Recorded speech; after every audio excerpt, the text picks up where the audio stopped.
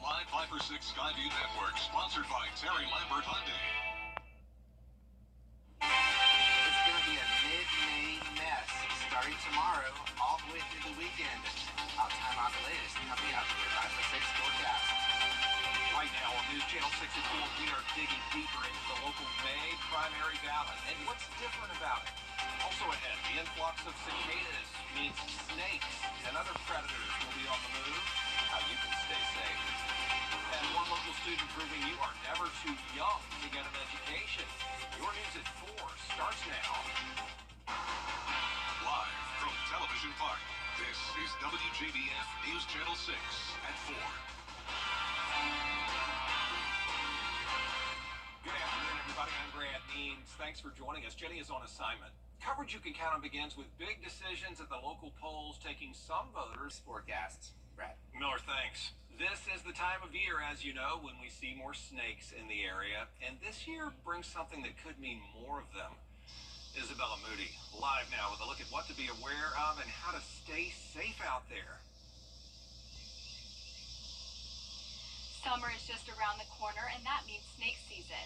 But there's been lots of talk on whether the cicadas will mean more snakes. Snake experts say that we may see more copperheads because of the cicadas, but that there are not actually more of them. It is just the fact that the snakes are eating the cicadas, so the snakes are in more obvious places where the cicadas are. These posts seem to be claiming that because the cicadas are emerging right now, that there are going to be way more copperheads and that they're going to be flocking to the areas where the cicadas are. But this is inaccurate. So copperheads do eat cicadas. Cicadas are full of protein, and they actually have more protein than a mouse. And so they are a good snack for lots of things beyond copperheads. But copperheads do like to eat them. Snake experts say there is no real way to tell if the snake is venomous or not, but to know the snakes in your local area. There are 6 types of venomous snakes in Georgia, and you can find out more about those on WJBF.com. Live in Augusta, Isabel Moody, WJBF News Channel 6. Back. A local mental health group helping nonprofits come together to help others. Golden Harvest, Goodwill, the Augusta Housing Authority, the Public Health Department, among those at the fair today. Now, they usually have this once a year, but they're talking about having another one again in the fall. Event organizers say they try to host the fair to just help as many folks as they can. You know what? You have to treat the whole person, and there are lots of needs, whether it be a light bill, food, clothing, all of those things. And all of these partners provide those resources so that our patients can succeed, and that's huge, and that's a better community. If you didn't go today, there are still ways you can benefit from the resources. Just visit Serenity Behavioral Health Systems for more. It's getting easier to build tiny homes in Augusta It's getting easier to build tiny homes in Augusta. Every year, the Augusta Newcomers Club chooses a charity to sponsor, and today they picked Bridge Builder Communities and gave them a check for $22,400. Bridge Builders provides homes for young adults 18 to 25 who have aged out of the foster care system. This will help build the community that they are establishing with tiny homes to help these people bridge over to being into the community as successful adults. There's going to be a tiny home village on Mary Street. It will include a community center and 25 houses. Construction starts this summer, should be finished by the end of 2025. Graduation season is well underway, and one local student is marking that milestone at just 12 years old. Way to go, Megan Bolin. Graduated last Friday in a ceremony for homeschool students. She enrolled at Aiken Tech last Augusta. Dual enrolled now. Got a scholarship for higher education from the ATC Foundation. Bolin is working toward an associate's degree in science and wants to become an orthodontist. I've had a lot of help and support. My dad is always pushing me to do better. Like if I get a 98 on a test, he's like, why didn't you make a 100? It's just, he definitely pushes me. And then my mom has given me that coaching that I needed. And it's just been rolling. Megan, tell your dad to chill. You're 12 and you're in college. Way to go. Going to take classes at Aiken Tech this summer, on track to get her associate's degree by May of 2025. Please watch this full story tonight right here on News Channel 6 at 7. There's new research on why some children are going to hospital emergency departments. An increasing reason? opioid overdoses. Perry Russell reports. The Department of Health and Human Services declared the opioid crisis a public health emergency in 2017. The opioid crisis is in part due to prescription opioids. According to the CDC, more than 191 million opioid prescriptions were dispensed in the U.S. in 2017 alone. These prescriptions have been deadly for some, with the number of prescription opioid overdose-related deaths 5 times higher in 2021 than in 1999. But how have children been impacted? Researchers looked into just this by reviewing data from emergency departments across the country.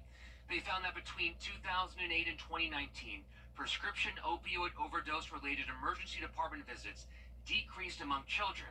But between 2019 and 2020, these ED visits increased by an estimated 12%. Children aged 12 to 17 had the highest rate of visits. Researchers suggest this increase may be due to mental health concerns linked to the COVID-19 pandemic. This, an always important reminder, keep opioids out of reach of children and talk with them about their dangers. With this Medical Minute, I'm Perry Russell. Health experts say the data is incomplete and a final report is still to come. South Carolina is one of the states that saw a decrease in drug overdose deaths. And remember, the CDC is ready to help. They have a multi-step plan centered on treatment, prevention, harm reduction, and recovery programs. One of the highlights in the NASCAR Cup Series, we're going to use that for this weekend's All-Star Race in North Carolina. Live coverage in a moment. The next big thing is storms. I'll have all the details coming up in your 5 to 6 forecast.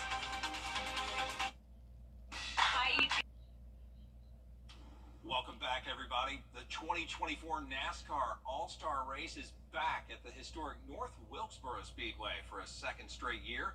The revival of the track that was basically shut down back in 1996 is now complete. Kevin Conley joining us live now with more on how the All-Star Race has become so much more than just a race. Kevin? You know, Brad, the word different is really a perfect way to describe the NASCAR All-Star Race. You know, NASCAR was one of the last major sports to add an all-star event, and like in those other sports, it is truly a celebration. Since the inception of the all-star race in NASCAR, it has produced some of the most iconic moments in all of NASCAR history, including last year when Kyle Larson simply dominated this race. Again, it is a celebration of NASCAR and its rich history. And coming back here to North Wilkesboro, this is a track that was on the original NASCAR schedule way back in the 1940s. So in many ways, the actual track itself is an all-star as well. Now, having the all-star race here at North Wilkesboro is sort of like a bridge from the past to the present, and that's why so many people inside the industry are so excited. This is the 40th running of the NASCAR All-Star Race. So this is a part of NASCAR history. And we don't take it lightly that we are going to be racing in a place where history is made. So fans get a chance to come here and make history where history is made. So we had to put together a schedule that was just going to be full of fun and entertainment as well as competition. So we've got 3 days of the NASCAR All-Star Race that's going to include 3 different concerts. It's going to include a NASCAR Pit Crew Challenge. We're going to have 5 different race events over the course of the weekend. And this is such a great place for people to come and visit. You know, we're in the foothills edge of the North Carolina mountains. It is absolutely beautiful. It's a great opportunity for you to come and not only enjoy what's happening at the track, but really just enjoy some of what North Carolina has to offer. All right, there is practice and qualifying on Friday. On Saturday, there is the heat races. There's also a Craftsman Truck Series race. And then, of course, the main event on Sunday night. Now, the weather looks a little iffy over the weekend, so a lot of people have their fingers crossed that they'll be able to get all the activities in here at North Wilkesboro. Brad, back to you. Yes, certainly hoping that happens. Kevin Conley, great job from North Wilkesboro. Thank you to you. When we come back, the moment that college football and video game fans have been waiting for. EA Sports finally announcing the popular video game NCAA College Football, making its return July 19th. The 2025 edition, the first since 2014. It's been so long. You're going to be able to control the destiny of your favorite school and fight for a virtual championship. Well, a student from Kentucky is being recognized all over this country, and for a really good reason. We'll tell you why as News Channel 6 at 4 continues. Planet Oats. How about this? A first grader from Kentucky named the country's best cursive writer. Levi McCamish won the competition from a penmanship program called New American Cursive. He wrote the Pledge of Allegiance and had his handwriting compared to every first grade boy in the nation. Levi says he has his mom, grandma, and a much higher power to thank. Because God made me a cursive writer, and He just was good and made me one. God made me a cursive writer. Levi says he does his best work by following the 3 P's: posture, practice, and paper tilt. You gotta have the paper in the right position to make that cursive flawless, like little Levi. There's a lot more coverage you can count on coming up at 4:30, including how to handle a dispute with a homeowners association. You know the HOA will come for you when you least expect it. We'll tell you how to fight back next.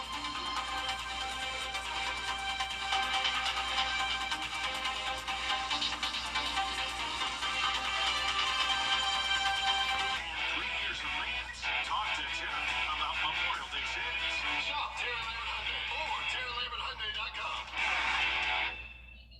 The Live 5 for 6 Skyview Network, sponsored by Terry Lambert Hyundai. After a dry day today, that comes to a screeching halt tomorrow as rain heads away for Friday, Saturday, and into Sunday. We'll talk about that and the chance of some severe weather. Now on News Channel 6 at 6, political signs as far as the eye can see in Augusta. Why law enforcement says some of those signs may be illegal. As your news at 6 starts now. Live from Television Park, this is WJBF News Channel 6 at 6. Good evening, everybody. I'm Grant Means. And I'm Jenny Montgomery. Thank you for joining us. Coverage you can count on begins with only one more day to vote early for the upcoming Georgia primary. But Republican and nonpartisan voters are faced with an additional decision when heading to the poll. 2 big races are not on those ballots. News Channel 6's Dee Griffin explains. The Georgia primary is not only bringing people to the polls, it's also taking residents across their usual party line. I wish it was on the Republican ballot, but it's not. So if we want to elect our sheriff and do what we need to do, I'm going to have to vote Democrat today, which I typically don't do. He's talking about the race for Richmond County Sheriff and District Attorney. Residents who pull the Republican ballot are able to vote on all races, party-specific questions, and even the special election on whether the mayor should be a full voting member. But the ballot does not include the sheriff and district attorney race. In order to vote on those candidates, traditional Republican residents will have to pull a Democratic ballot, which includes all races, as well as the special election on whether the mayor should be a full voting member. Meanwhile, the nonpartisan ballot allows voters to only select justices, judges, all 5 contested commissioners, the marshal, and the special election. But in Georgia, there is no party affiliation attached to your voter registration. Much like us in the WJBF newsroom, Augusta Richmond County Board of Elections Executive Director Travis Doss is getting calls from residents concerned about voting outside their political party. You're not registered by party. So it's every time there's a primary, you have a choice. You can pick one or the other. The only stipulation is that if there is a runoff, you have to stick with that party. Another point of concern is the questions on the ballot, which differ based on party affiliation. Travis Doss says they are just opinions and not binding. The question on the Republican side, does everybody want chocolate ice cream? And the majority of yes, it doesn't mean we're getting rid of vanilla and strawberry. You know, it's just an opinion question. So to cut down on any confusion, it's important that you know before you go to the poll. Grab your phone really quick. Capture this QR code. It will lead you to a precinct-specific ballot. There you can see what you will be voting on once you get to the poll. Also, you can go to augustag.gov. In Augusta, Dee Griffin, WJBF News Channel 6. It is time now for a first check of the weather. Jenny Brand. All right, Tim, thank you. This is the time of year when we see more snakes in the area, and this year brings something that could mean more of them. Isabella Moody is live at Finney Swamp to show us what to be aware of and how to stay safe. Summer is just around the corner, and that means snake season. And there's been lots of talk on whether the cicadas will bring out more snakes.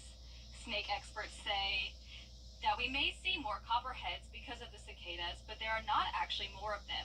It is just the fact that the snakes are eating the cicadas, so the snakes are in more obvious places where the cicadas are.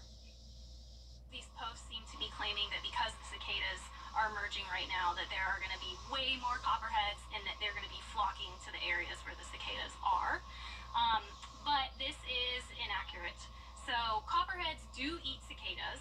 Cicadas are full of protein, and they actually have more protein than a mouse. And so they are a good snack for lots of things beyond copperheads. But copperheads do like to eat them. Snake experts say there is no real way to tell if a snake is venomous or not, and to just know your local snakes in the area. There are 6 types of venomous snakes in Georgia, and you can learn more about them on WJBF.com. Live in Augusta, Isabel Moody, WJBF News Channel 6. Back to you guys. Well, this is the season for political